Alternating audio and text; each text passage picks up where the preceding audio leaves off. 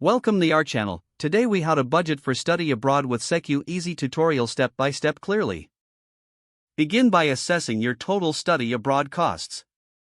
Consider tuition, housing, travel, and daily expenses. Create a detailed list of all expected expenses. Research the exact costs associated with your destination. Include personal spending, such as meals and entertainment. Next, identify your available funding sources. Calculate your savings and any income you may have. Look into scholarships or financial aid specific to study abroad. Explore student loans if necessary, but be mindful of repayment terms. Now, set a budget for each category you've identified. Allocate specific amounts for tuition, housing, and other needs. Make sure to include a buffer for unexpected expenses. Use budgeting tools or apps to keep track of your plan. Review your budget regularly and adjust as needed. As you approach your travel date, finalize your budget. Confirm all payments and reservations to avoid last-minute surprises. Finally, monitor your spending while abroad to stay within your budget. Keep records of all transactions for reference.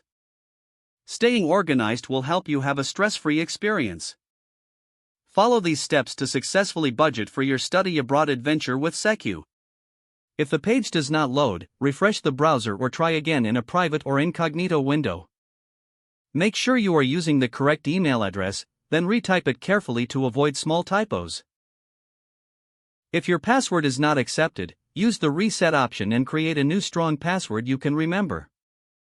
Check your spam folder for verification or security emails, then complete any requested confirmation steps. Enable two-factor authentication if available to improve account security and reduce unauthorized access risk.